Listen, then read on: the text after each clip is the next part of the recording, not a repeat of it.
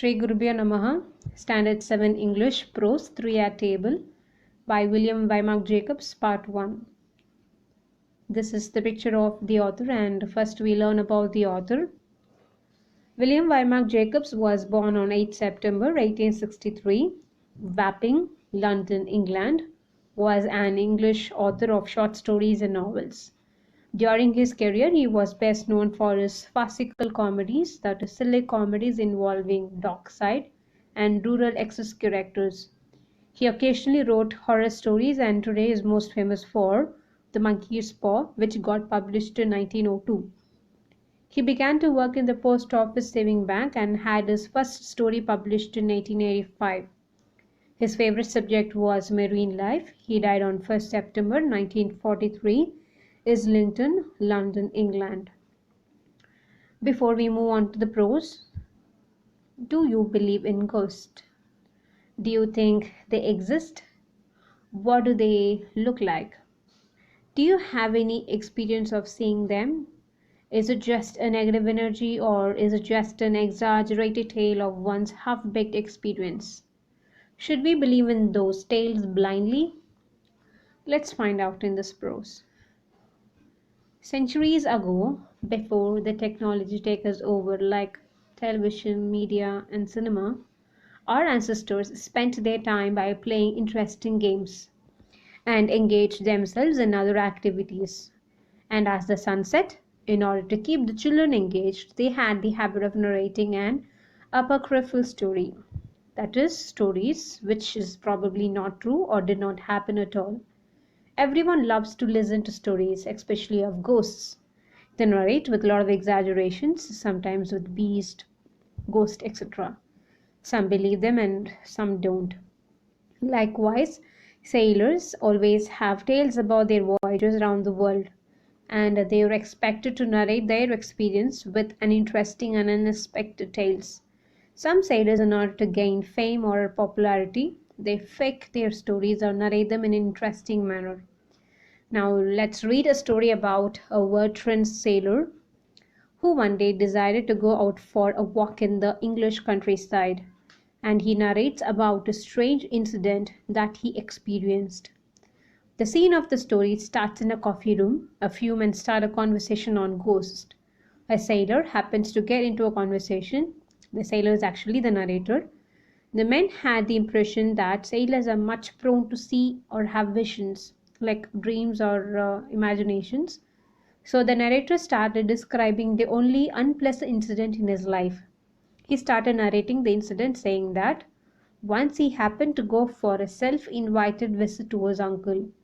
So the narrator's family had gone to the south of France. They were returned in a couple of days. So since his uncle's place was also locked, the narrator decided to pass the time somehow until they are back.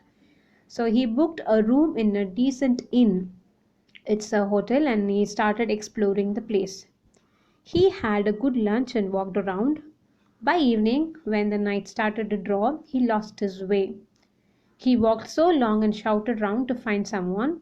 Finally, he found a man, and the narrator inquired about him, about the route and distance to Asheville. The man guided him, but warned the narrator about the only house that can be seen. He said that there is something in there, not very common and pleasant. He did not know either as to what that was. Later, the narrator had no choice but to knock on that door to inquire about the route. He met a wife and a husband, and he could not escape the scene of dining with them. They seemed quite creepy, and their words seemed very creepier. They wanted to dine in the dark.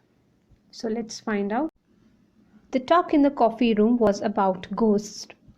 "I wouldn't advise you to believe all those," said a clean-shaven man who had been listening without speaking much. "You see, when a sailor gets ashore, he is expected to have something good to tell, and his friends would be rather disappointed if he had not." "Oh, sailors are very prone to see visions," interrupted the other man firmly.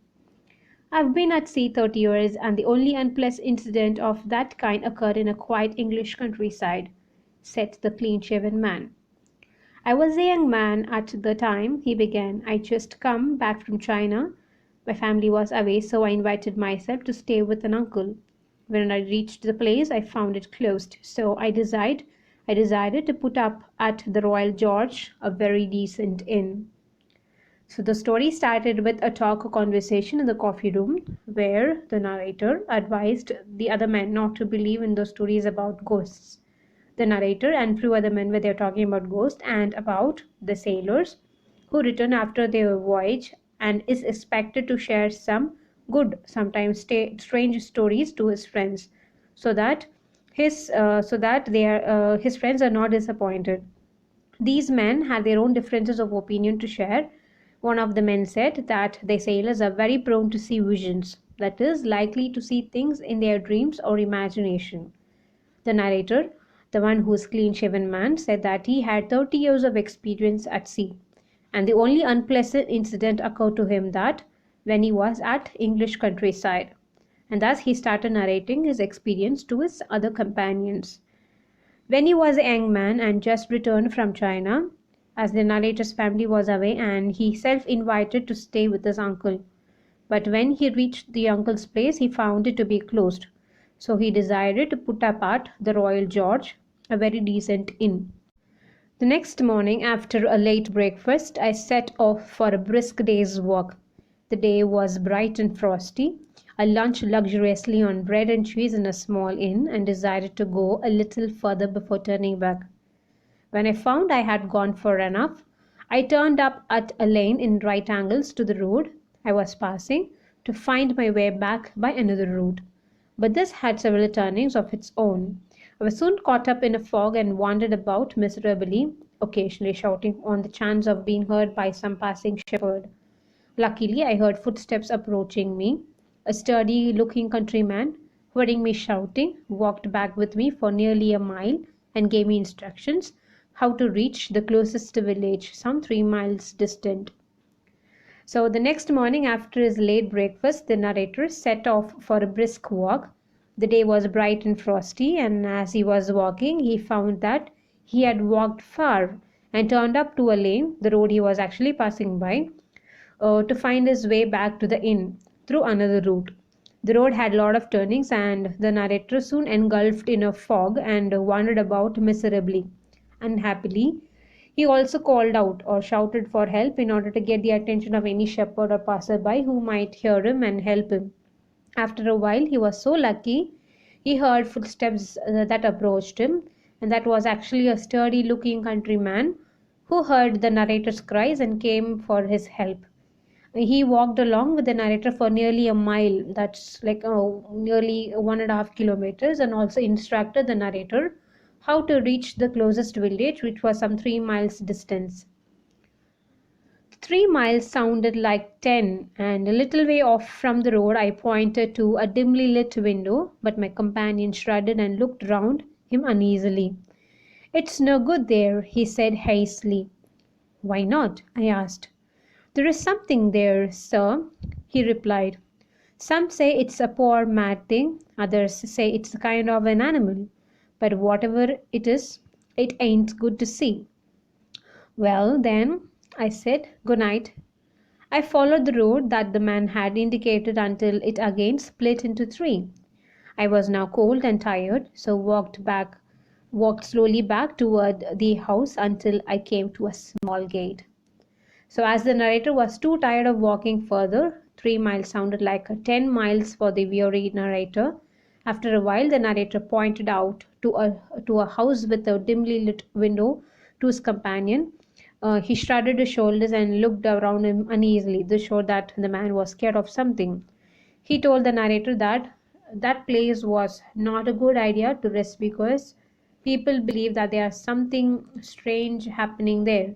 And he also advised not to go and knock on the door or to rest there because such strange things are happening. And the narrator bid goodbye to his companion. So the narrator followed the road that the man had indicated him, but again it split into three sections. So since the narrator was cold and tired, he walked back slowly towards the dimly lit house and reached the small gate. Opening it cautiously, I walked up a long path which led to the door. There was no light and no sound from within. I knocked lightly upon the door. I waited for a couple of minutes and then knocked again. The door opened suddenly and a tall, bony old woman holding a candle stood before me. "What do you want?" she demanded gruffly. "I've lost my way," I said. "I want to get to Asheville." "Don't know it," said the old woman. So the narrator opened the gate cautiously, that is very carefully, and walked upon a long path that led to the door. He could see no light and could not hear any sound from inside the house. The narrator knocked lightly upon the door, and after waiting for a couple of minutes, he knocked it again. The door opened suddenly. A tall, bony old woman approached the door, holding a candle before the narrator. The woman sounded not so friendly, demanded the narrator what was that he wanted. He told her that he lost his way and asked her the way to get to Asheville. The woman slammed that she doesn't know the way. She was about to close the door when a man emerged from a room at the side of the hall and came towards us. "Asheville is 15 miles far," he said slowly.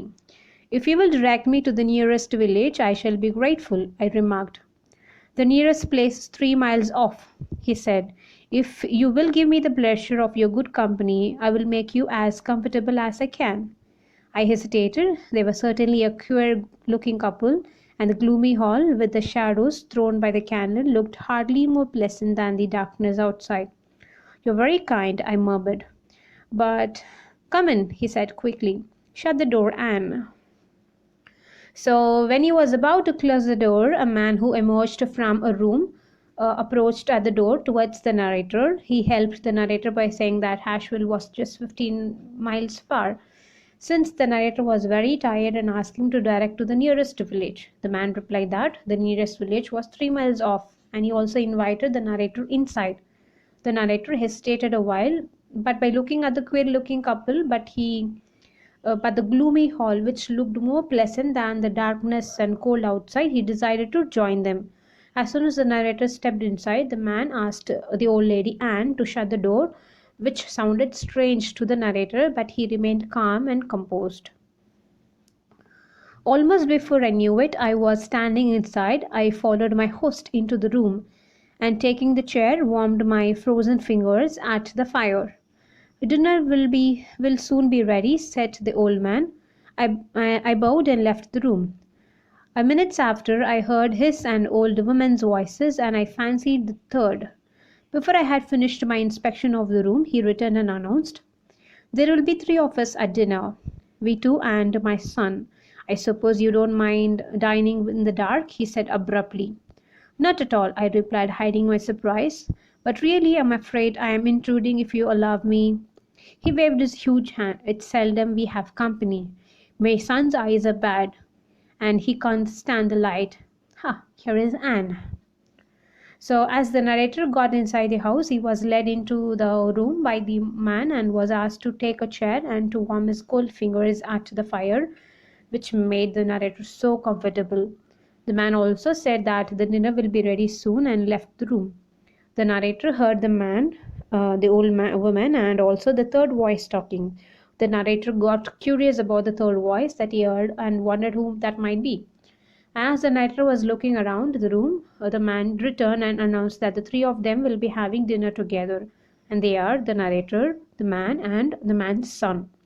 He also said that they are going to have the dinner in the dark, since the man's son's eyes are bad and he cannot stand the light. The narrator got even more curious about why they would not dine in the dark, and why they have to dine in the dark, and what about his son's like eyes, and like he got very curious about that. So I'm stopping here, and we'll check more about the man's son and their strange habits or behavior in the next video. And these are the glossary from the prose, and you can see the rest of the story in part 2. Thank you.